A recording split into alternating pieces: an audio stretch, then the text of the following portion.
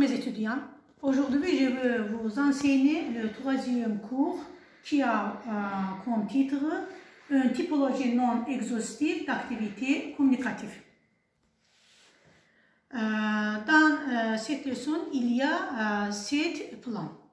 Les activités de production orale, les activités de compréhension, les activités lexicales, les activités ludiques et les activités de grammaire, les activités de négociation, les manuels et les outils complémentaires, les supports techniques. Maintenant, je passe au premier plan, les activités de production. L'enseignant construira à travers des activités de difficulté progressive non seulement la compétence de communication dans toutes ses composantes, mais aussi et en premier lieu la capacité à accéder au sens de ce que l'on entend ou de ce que l'on lit. Dans une langue étrangère, on comprend toujours beaucoup plus de choses que ce que l'on est capable de produire, ce qui ne signifie pas pour autant que les activités de réception soient passives, bien au contraire. Par ailleurs, il doit faciliter et favoriser la communication entre les apprenants au sein de la classe. On adoptera un rythme dynamique en faisant varier les modalités de travail. Individuellement, à 2, à 3, en grand groupe, de façon à éviter la monotonie.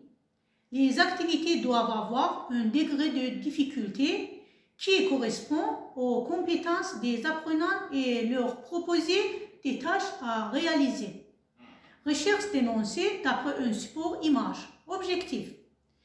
Réinvestissement de structures et de lexique connues. Production de structures nouvelles copiées sur les structures connues. Fonctionnement de l'interlangue. Apprentissage de lexique et de nouvelles structures fournies à la demande par l'enseignant pour permettre l'expression de l'intention de communication de l'apprenant. En approche communicative, la majorité des activités de classe qui vont permettre l'apprentissage impliquent une intention de communication soit simulée, soit authentique. Par simulé, on entendra toutes les activités où l'apprenant produira des énoncés à la première personne. Je, mais en se mettant dans la peau de quelqu'un qui n'est pas lui. Voici un exemple de production orale à partir d'un support image qui représente 2 personnes en situation de communication. Après élucidation du statut et du rôle de chacun des personnages, on demandera à 2 apprenants de s'identifier chacun à l'un d'entre eux. La consigne sera la suivante. À l'un, vous êtes le monsieur à lunettes qui a l'air perdu et qui demande son chemin. Que dites-vous? À l'autre, que répondez-vous au monsieur qui vous demande son chemin? Les énoncés produits seront probablement du type: je suis perdu. Pourriez-vous m'indiquer où se trouve l'avenue de la République? Continuez tout droit et tournez à gauche au feu jaune. Vous ne pouvez pas vous tromper. En mettant des énoncés dans la bouche de personnages fictifs, les 2 apprenants se sont exprimés en utilisant un jeu simulé. Le jeu authentique s'exprimant en situation de communication réelle à l'intérieur de la classe. Par exemple, lors d'une conceptualisation grammaticale sur le subjonctif après il faut ou vouloir, on entend alors les apprenants produire des énoncés du type: non, je ne pense pas comme toi. Je crois au contraire que après il faut on trouve toujours un infinitif. Mais non, j'ai trouvé autre chose dans le corpus. Regarde. L'apprenant engage alors personnellement sa parole. Le jeu n'est pas simulé mais authentique. Production d'énoncés dans un jeu de rôle. Objectif. Réemploi. Créativité guidée. Faire parler le jeu simulé. Nous appelons jeu de rôle l'animation par 2 ou 3 étudiants de scène ou de personnages plus spontanés, plus fantaisistes, éventuellement plus caricaturaux que dans les simulations proprement dites, sans canevas ni scénario prédéterminé, sans documentation ni préparation particulière, autre que le cours de langue lui-même, sans consigne, autre que l'indispensable nécessaire pour le point de départ. En voici quelques exemples au hasard. Madame X téléphone à un responsable du programme de télévision pour se plaindre qu'on ne présente pas assez d'émissions sur les chats. Barnabé demande une augmentation à son patron. Un garçon explique à ses parents pourquoi il ne veut plus continuer ses études. Production dénoncée dans une simulation. Objectif: réemploi de structure et de lexique. Faire parler le jeu simulé, presque authentique. Nous appelons simulation, dans la perspective de la classe de langue, la reproduction simulée, fictive et jouée d'échanges interpersonnels organisés autour d'une situation problème. Cas à étudier, problème à résoudre, décision à prendre, projet à discuter, conflit à arbitrer, litige, dispute, débat, situation de conseil. La simulation obéit à un canevas relativement précis et réglé à l'avance, même si les participants doivent y faire preuve d'initiative et si là où les solutions apportées au problème dépendent d'eux. La technique de la simulation a permis de développer ce que l'on appelle des simulations globales, méthode de langue à part entière qui développe les capacités communicatives de l'apprenant en les mettant au service de la créativité. Elles ont pour titre l'île, le cirque, l'hôtel, la conférence internationale, etc. Elles seront présentées plus loin. Production dénoncée dans une résolution de problèmes logiques. Objectif: formulation d'un raisonnement logique appliqué à une tâche concrète. Trouver une solution à un problème. Réemploi de connecteurs et d'articulateurs. Faire parler le jeu authentique. Exemple: consigne: vous avez 15 minutes pour résoudre à 2 ou à 3 les problèmes suivants. Lorsque vous aurez trouvé la solution formulée, clairement le raisonnement qui vous a guidé. Utilisez les articulateurs logiques appropriés. Un nénuphar qui double sa superficie en un jour, mais 14 jours pour couvrir un lac. Combien de temps faudra-t-il à 2 nénuphars pour couvrir ce même lac? Solution: avec un seul nénuphar, à la fin de la journée, on en obtient 2. Avec 2 nénuphars, depuis le début du premier jour, on ne gagnera donc qu'un seul jour. Par conséquent, la solution est 14 minus 1 font 13 jours. Sur un fil téléphonique, 17 oiseaux chantent. Un chasseur en tue 7 d'un coup. Combien en reste-t-il? Solution: avec le bruit du coup de feu, il est évident que tous les oiseaux se sont envolés. Il n'en reste donc pas un seul. Qui est le fils de ton père et le fils de ta mère, mais qui n'est pas ton frère? Solution: le fils de mon père et le fils de ma mère, qui n'est pas mon frère, ne peut être que moi-même. Les activités de compréhension, c'est le deuxième plan.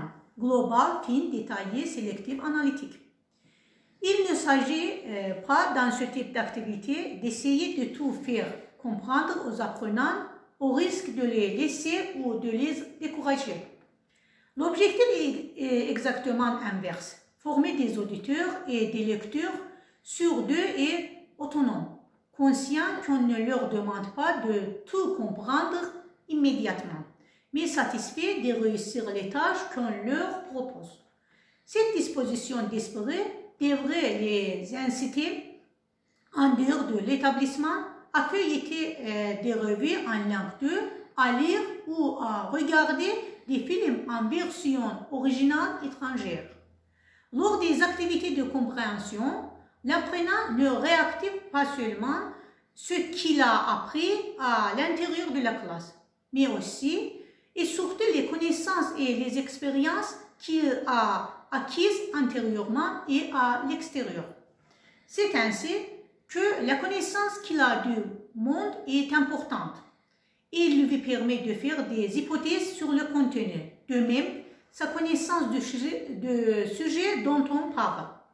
Ces acquis en langue 2 l'aideront car il pourra appliquer, s'il en a, ces stratégies habituellement de compréhension en langue 1. C'est pourquoi il est indispensable de lui faire connaître les différentes techniques d'écoute et de lecture active. Les lui enseigner ne suffit pas. Il faut mettre entre ses mains des fiches outils développant ces stratégies, car elles lui serviront de document de référence lorsqu'il devra aborder un document inconnu. Cela est encore plus important à l'oral qu'à l'écrit, car plusieurs écoutes, sans transcription, n'égaleront jamais plusieurs lectures.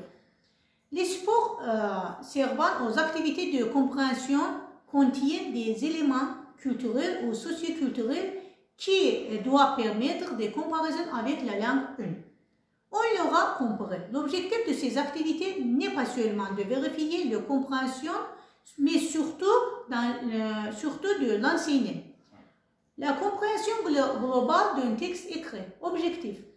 Apprendre à comprendre globalement et à utiliser des stratégies de lecture globale. Apprendre à repérer le type dominant d'un texte. Apprendre à repérer la fonction d'un texte. La compréhension détaillée d'un texte écrit. Objectif. Apprendre des stratégies de lecture sélectives. Trouver l'idée principale. La compréhension de l'implicite dans un écrit. Objectif. Apprendre à utiliser des stratégies de lecture fine et analytique. La compréhension de détails d'un document audio. Objectif. Apprendre à repérer des informations précises, prendre des notes. Le troisième plan, c'est les activités lexicales. Depuis quelques temps, on voit apparaître sur le marché des livrets, carnets, cahiers de vocabulaire qui se donnent comme objectif la mémorisation, l'acquisition, la compréhension et le réemploi du lexique quotidien nécessaire à la communication. Ce petit ouvrage propose les exercices suivants. Un corpus de mots en vrai dans lesquels il faut retrouver ce qui appartient à tel ou tel domaine lexical. Par exemple, l'habitat, l'habillement, le sport, le commerce, etc. Un corpus de phrases ou de termes mis au nom en situation, parmi lesquels il faut repérer un ou plusieurs entre eux. Par exemple, un quotidien, un bulletin, une feuille de chou, un canard, un poisson, un hebdomadaire, un mensuel. Ici, un poisson, c'est un mot entre eux. Des questionnaires à choix multiples, proposant différents équivalents d'une expression ou d'un terme. Une discussion, c'est un bavardage, une conférence, un échange d'idées, un discours. Ici, un échange d'idées. Des questionnaires à choix multiples. Pour acheter un intérêt, pour écrire en français correct, j'ai besoin d'un stylo, une feuille de papier, une bougie et un dictionnaire. Ici, c'est un mot intérêt, une bougie. Une liste de mots isolés dans lesquels il faut distinguer les termes familiers. Un ami, un copain, un camarade, un pote et collègue. Et ici, le mot un pote. Des exercices formels. Donnez le masculin et le féminin. Un étudiant, une étudiante. Trouver des synonymes. Une proposition, une suggestion. Donnez le substantif qui correspond au verbe. Lire, la lecture. Écrire un mot dont on connaît que la définition est la première lettre. L'endroit où l'on prépare le déjeuner, c'est la cuisine. Trouver un terme générique pour une série de mots. De l'eau, du vin, de la bière. Ce sont la boisson. Des exercices d'appariement et de classement. Associer des mots et leur contraire. Associer des lieux et des professions. Classer du plus petit au plus grand, du plus vieux au plus âgé. Des devinettes. On l'achète pour circuler dans le métro. Qu'est-ce que c'est? Tous ces exercices de type plus ou moins informel peuvent se réaliser de façon ludique, sous forme de compétition entre différents groupes de la classe. Mais il existe aussi des exercices qui, tout en travaillant sur le lexique, font appel à l'imagination, à la créativité. L'idée de base est toujours la suivante: être attentive à ce que dit la langue, la regarder, l'écouter, la travailler comme une pâte sans la briser. Cette richesse, cette souplesse caractérise toute langue. L'absence d'attention à ces possibilités infinies est hélas monnaie courante, même dans l'enseignement. Proposer un petit récit dont on aura à changer certains mots de façon à le rendre amusant à la limite du surréalisme et demander de retrouver le mot juste et de faire les transformations nécessaires. Je suis sortie m'acheter une paire de rideaux, mais je trouve qu'ils me servent trop. J'ai mal aux pieds, ils sont sûrement trop décors. Le quatrième plan, les activités ludiques et les activités de grammaire. Est-ce bien nécessaire d'en faire une catégorie à part, comme s'il y avait par ailleurs les activités sérieuses? Le jeu est aussi très formateur, d'autant plus qu'il répond toujours à la fois à des objectifs de travail linguistique, au plaisir de travailler en créant. Un exemple, le jeu des survivants en groupe de 7. Objectif, donner son opinion et argumenter pour défendre son point de vue. La fin du monde est dans 20 minutes. 7 personnes sont réunies dans une pièce. 3 seulement pourront s'en sortir. Les 3 qui auront donné les arguments les plus convaincants. Les 7 personnes sont un prêtre, un médecin, une femme enceinte, un enfant, un écrivain, un cuisinier, un architecte. Chaque participant doit expliquer les raisons pour lesquelles il doit absolument continuer à vivre. Les activités de grammaire.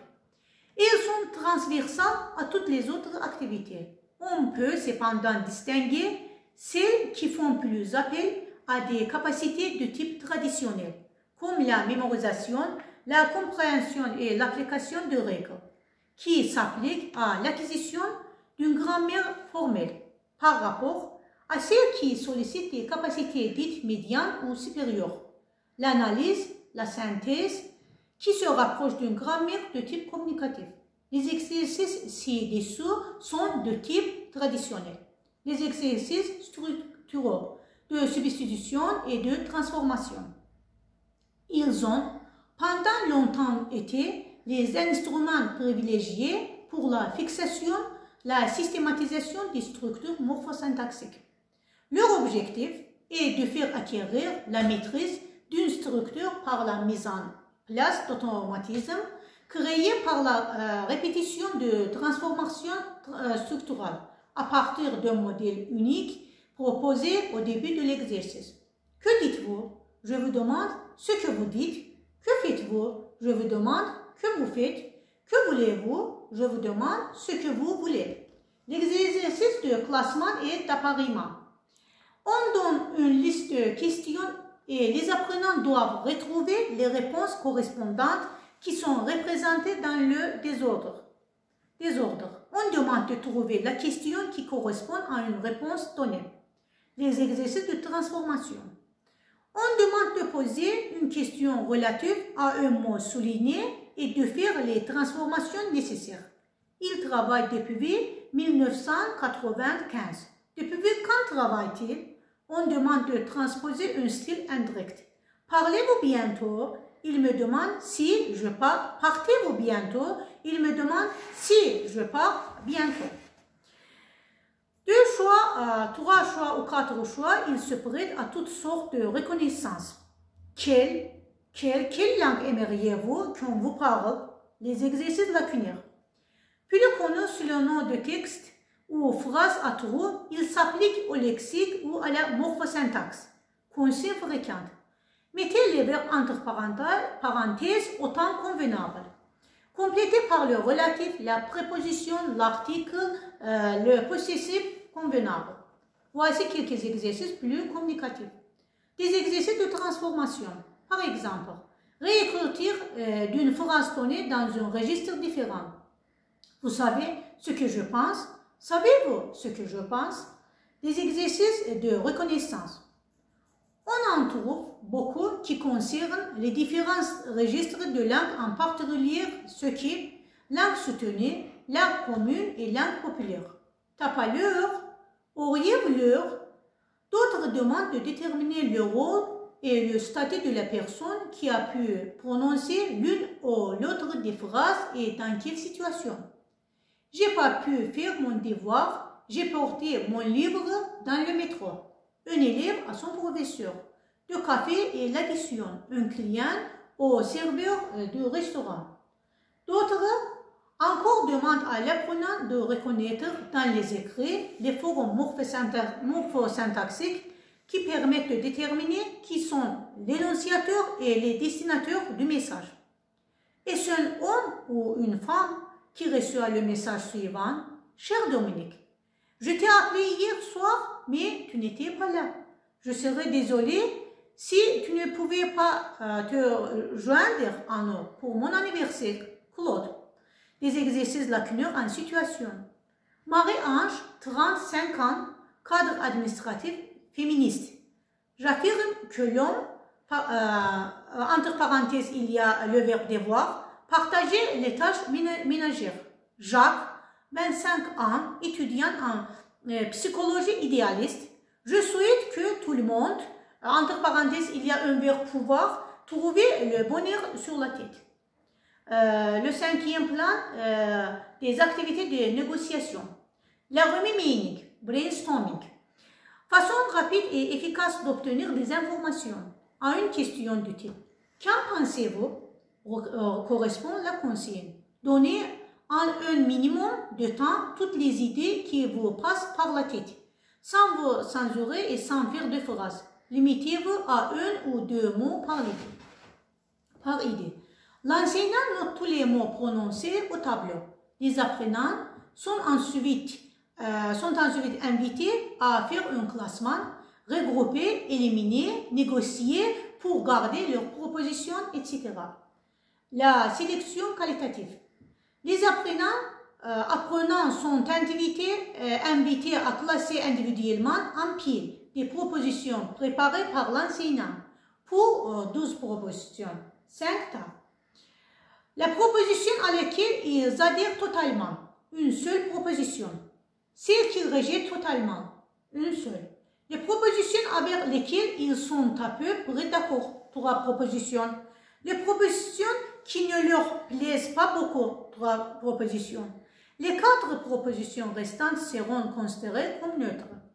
L'enseignant procédera alors à une analyse du classement à l'aide des questions suivantes. Proposition numéro 1. Combien d'entre vous l'acceptent totalement? Combien la rejettent totalement? Une argumentation s'engagera alors entre les apprenants qui tenteront de faire admettre leur point de vue en expliquant les raisons de l'acceptation ou du rejet. Ainsi de suite pour chacune des propositions. Des projets. Faire un roman photo, le thème est à débattre, le destinataire également. Organiser un débat ou une table ronde publique. Il peut avoir comme auditoire les élèves d'une autre classe qui participeront alors à la discussion post-table ronde. Réaliser une lettre vidéo. Enfant moderne de la correspondance scolaire épistolaire, la lettre vidéo est la réalisation d'un désir de communication avec des apprenants de langue de notre établissement. Le 6e plan, les manuels et les outils complémentaires. Si la valeur des activités d'enseignement et d'apprentissage dépend largement de la personnalité et de la formation de l'enseignant, il résultera également des matériels pédagogiques et des aides diverses dont il peut disposer. Les manuels, souvent appelés à tort méthode, sont des recueils de documents et des activités qui se rapportent en principe à une méthodologie donnée. Le choix d'un manuel n'est pas aisé. Il doit répondre à des critères définis par l'enseignant. en fonction de la méthodologie qu'il a choisi d'appliquer. C'est ainsi qu'un manuel d'approche communicative devrait, entre autres, présenter des activités qui permettent aux apprenants de réaliser des tâches communicatives, favoriser des échanges authentiques entre apprenants, équilibrer les activités communicatives et le travail sur le fonctionnement de la langue, prévoir une panoplie d'exercices de systématisation, proposer des documents authentiques, écrits, visuels et sonores variés et motivants, présenter un contenu socioculturel riche et abondant, proposer des fiches individuelles d'autres estimations des acquis. En réalité, il est rare qu'un seul manuel satisfasse totalement l'enseignant. Celui-ci rêve d'avoir à sa disposition un matériel informatisé qui lui permettrait de choisir et de sortir sur imprimante des documents authentiques actualisés, des exercices de systématisation adaptés au niveau des apprenants et correspondant exactement à leurs besoins, des exercices de correction phonétique à la demande, etc. Il ne lui resterait plus qu'à les photocopier en couleur. C'est plus agréable et en autant d'exemplaires qu'il a d'apprenants. Mais les banques de données sont encore rares et leur consultation n'est pas à portée de toutes les bourses. Attendons encore quelques années pour assister réellement à la mort du manuel. En attendant, l'enseignant consultera les nombreux matériels complémentaires que l'on trouve sur le marché. Il s'agit d'ensembles pédagogiques légers qui proposent des gammes d'activités de classe ou d'autres apprentissages classés le plus souvent par attitude, non pour raisons pédagogiques, qui prôneraient la séparation des attitudes par commodité. Ces matériels complémentaires sont une mine pour l'enseignant. Le crédit les a recensés en les classant ainsi: oral, compréhension et expression; écrit, compréhension et expression; grammaire, civilisation, littérature. Le 7e plan, les sports techniques. Le tableau, noir ou blanc. Qui utilise des crayons ou des feutres, l'enseignant ne peut pas imaginer la classe sans écrire ou dessiner, sans préoccupation dans la formation initiale. Non, la fée pédagogique s'étend une fois pour toutes penchée sur le berceau des futurs enseignants. Le don d'utiliser d'un tableau est désormais considéré comme inné et ce qui est écrit au tableau a une valeur absolue. C'est ce qu'il faut mémoriser. Pourtant, l'enseignant souhaiterait souvent pouvoir lire la compréhension ou l'incompréhension dans les yeux des apprenants plutôt que d'être obligé de considérer le dessus de leur crâne pendant qu'ils se précipitent pour noter avec des fantaisies grammaticales ou lexicales involontaires, ce qui est écrit noir sur le blanc. Sur blanc, s'il ménageait des pauses, recopiage. Cela lui permettrait d'une part de mieux structurer ce qu'il écrit au tableau, par ailleurs d'avoir l'œil sur la fidélité des apprenants recopiés. Le magnétophone. Comment faisait-on avant qu'il existe? On s'en passait et les apprenants apprenaient quand même. Cependant, son utilisé de la leçon 0 à la fin de l'apprentissage n'est plus inventé. Qu'on n'oublie pas cependant que le magnétophone a deux fonctions, écouter et enregistrer. Les activités d'enregistrement de production orale permettent l'exploitation en différé de ce qui est dit et la correction phonétique. Par ailleurs, les apprenants peuvent être invités à enregistrer toutes sortes de productions, interviews préparées dans le cadre d'une enquête, revues diverses qui serviront à la réalisation de productions de recettes, lecture de textes, montage de textes et de chansons sur un thème donné. Le magnétoscope. Le magnétoscope permet de faire visualiser de réalités qui se prêtent bien à la comparaison interculturelle. Il est important lorsqu'on apprend une langue étrangère de pouvoir se représenter les locuteurs natifs dans leur environnement quotidien. Et non seulement d'un point de vue linguistique, mais aussi en ce qui concerne le comportement non verbal. Les gestes sont culturels. Ils varient d'une communauté à l'autre, ainsi que les postures, le proxémique, la distance qui sépare les personnes, l'habillement, l'habitat, etc. Pour les techniques d'exploitation des documents vidéo, que l'on utilise la bande image seule. La bande sont seules ou les deux réunis et consulter des ouvrages cités en bibliographie. Le caméscope et le téléviseur. Ils permettent de produire des documents vidéo en classe de langue avec un double objectif.